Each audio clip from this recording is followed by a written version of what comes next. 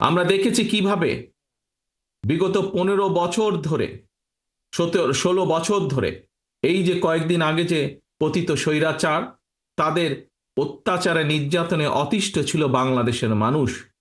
কিভাবে বাংলাদেশের মানুষের অধিকারগুলোকে ছিনিয়ে নেওয়া হয়েছিল, কিভাবে দাবিয়ে রাখা হয়েছিল তাদের ন্যায্য অধিকারগুলোকে।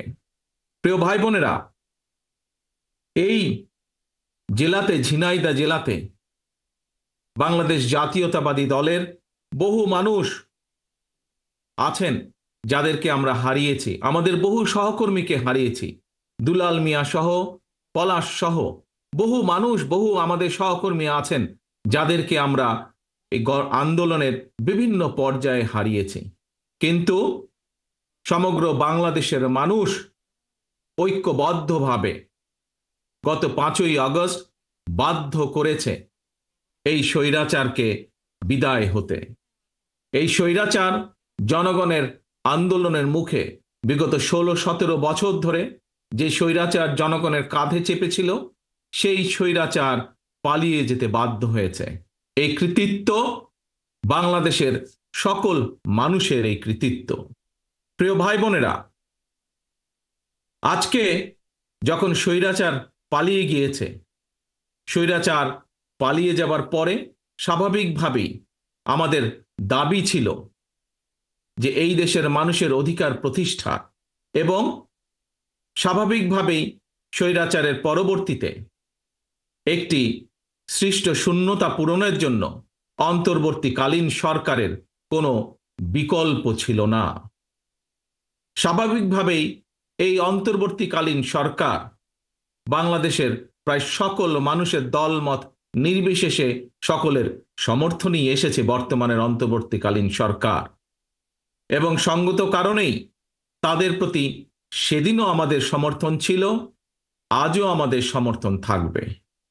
তবে এখানে একটি কিন্তু রয়েছে প্রিয় ভাই বোনেরা, তাদের প্রতি আমাদের আস্থাকে প্রশ্নহীন রাখার চ্যালেঞ্জ কিন্তু তাদেরকেই নিতে হবে।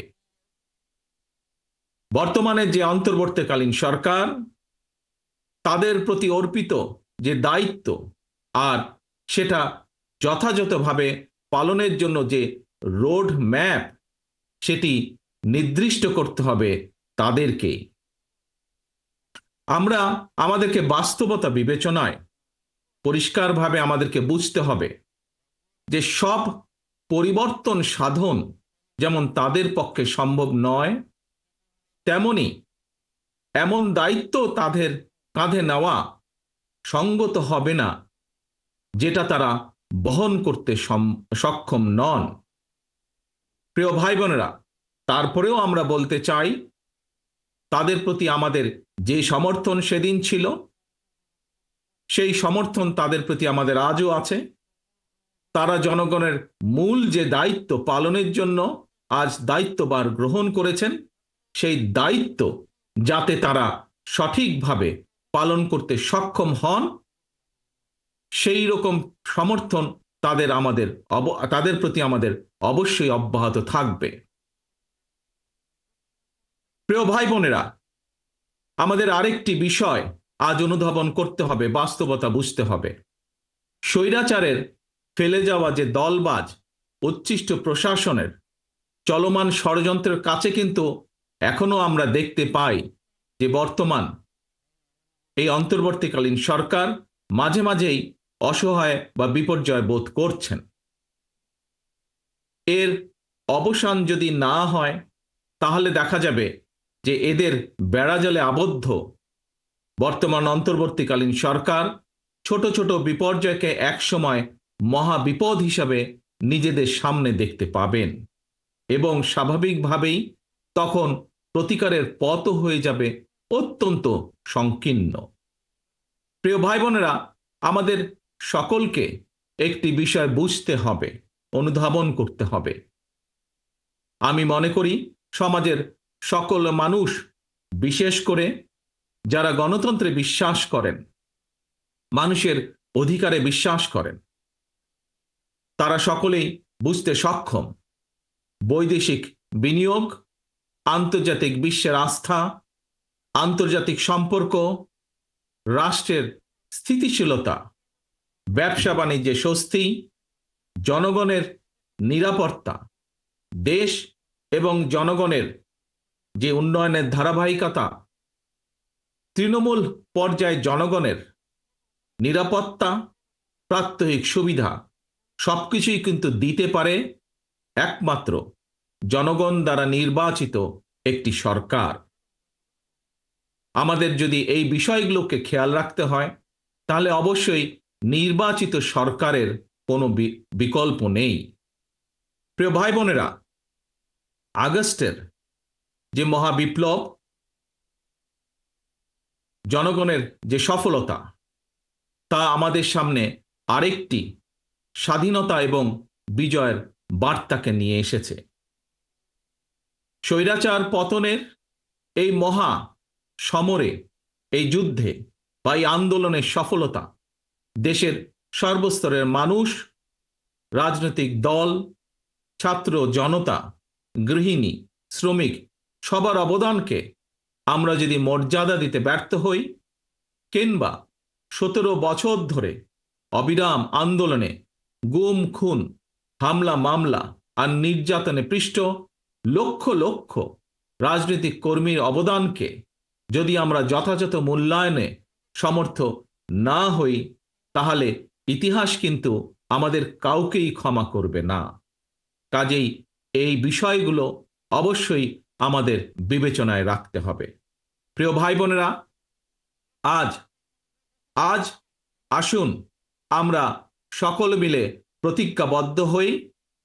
আজ আমরা সকলে মিলে শপথ গ্রহণ করি। গত 17 বছর এবং বিশেষ করে জুলাই এবং আগস্ট মাসে যে মানুষগুলো আত্মহতি দিয়েছেন, যে মানুষগুলো নিজেদের সবকিছু উজাড় করে এই দেশকে স্বৈরাচার মুক্ত করেছেন, আমাদের সকলের ভবিষ্যতের জন্য জীবন বাজি রেখে যারা যুদ্ধ করেছেন, তাদের এই আত্মত্যাগ সেদিনই সফল হবে। তাদের এই আত্মত্যাগ সেদিনই সফলতা লাভ করবে, যেদিন এই দেশের মানুষ রাজনৈতিকভাবে তাদের অধিকার ফিরে পাবে এবং রাজনৈতিক অধিকারের পাশাপাশি একইভাবে যেদিন বাংলাদেশের মানুষের অর্থনৈতিক মুক্তি অর্জিত হবে, একমাত্র সেদিনই আমাদের শহীদদের, 71 সালে স্বাধীনতা যুদ্ধের শহীদ এবং একই সাথে গণতন্ত্র পুনরুদ্ধারের আন্দোলনে যারা শহীদ হয়েছেন, যারা বিভিন্নভাবে ক্ষতিগ্রস্ত হয়েছেন, তাদের এই ত্যাগ সফলতা লাভ করবে। প্রিয় ভাই বোনেরা, আজ আমাদেরকে সেই প্রতিজ্ঞায় নিতে হবে, আজ আমাদেরকে সেই শপথই নিতে হবে। বাংলাদেশকে আজ ফিরিয়ে আনতে হবে একটি স্বাভাবিক পথে। বাংলাদেশের মানুষ যা প্রত্যাশা করে, দলমত নির্বিশেষে প্রতিটি মানুষ জীবনের যে নিরাপত্তা প্রত্যাশা করে, প্রতিটি শিশু, প্রতিটি ছাত্র ছাত্রী শিক্ষার যে নিরাপত্তা, শিক্ষার যে গ্যারান্টি চায়, আমাদেরকে প্রতিটি কৃষক তাদের কাজের যে স্বীকৃতি চায়, এই সকল কিছু পর্যায়ক্রমিকভাবে ধীরে ধীরে আমাদেরকে প্রতিষ্ঠিত করতে হবে। প্রিয় ভাই বোনেরা, আজকে আপনাদের সামনে আরো অনেকগুলো কথা বলার ইচ্ছা আমার ছিল।